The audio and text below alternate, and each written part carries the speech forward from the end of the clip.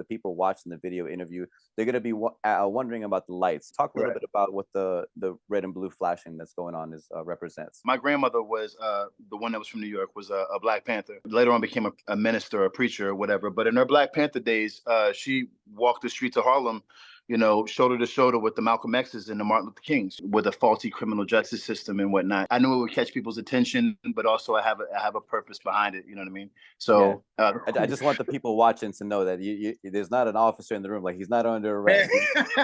I'm not going to jail. He's I'm all not right. going to jail. Yeah. I don't know if you know this, but on the mixtape I put out back in 2016 called Back to School, one of the songs I did was called Blood, Badges, and Tears, because there was a lot to be said about the issues. Like, on one side, it's like, no, like, police are thin blue line, support all cops. And on the other side, it's this, is that. Somewhere we have to have the people who are more centrist or willing to have the conversation. Like, look, this is what we're actually concerned about.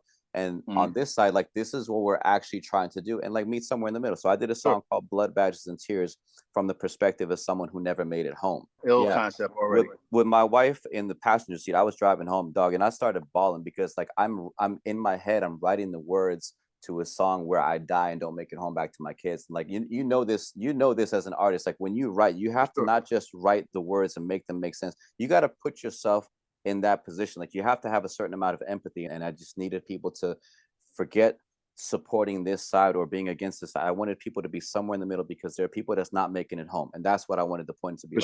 Let's focus on the people who have buried somebody today as a result of this, and what are we going to do about it? First off, I want to commend you on that.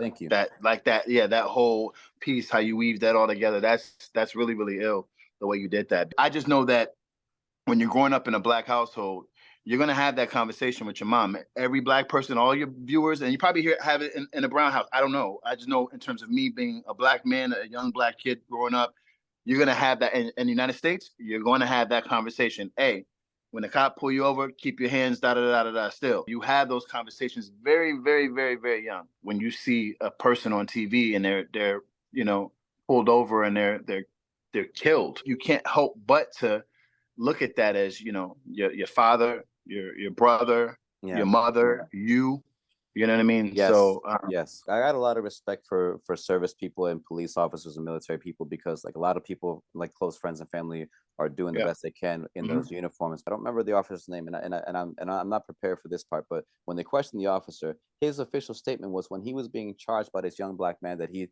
thought he was a demon. And I'm like, first of all, no, like, demons don't exist in real life. Like, you can't justify shooting someone because you thought they were a demon. That's a non-starter. Like, he might have been a human bigger than you. I fear for my life because he looked like he could overpower me. Fine, but, like, he looked like a demon. You're literally and verbally demonizing, this young man. Literally demonizing, right? Exactly.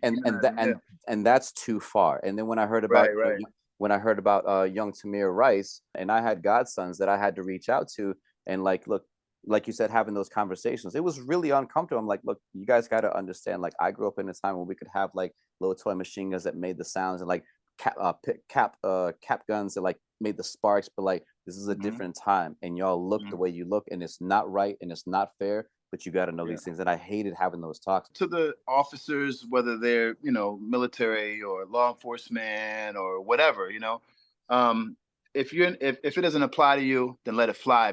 But at the end of the day, it's not a individual thing.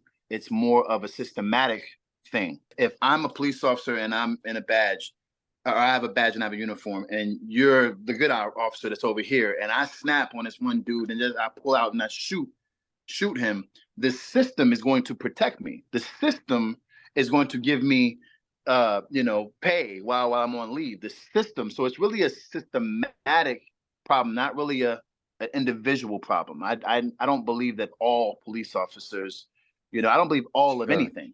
I don't believe all Black people, blah, blah, blah, blah. I don't believe that all white people, blah, blah, blah, blah. I don't believe all of anything. If we don't, as artists, if we don't occasionally talk about things that maybe the average person is afraid to talk about, out of fear of, what their friends and family might think, or will it affect my job and my income? Like, it's sort of like the artist's responsibility to, be the voice for people who can't be.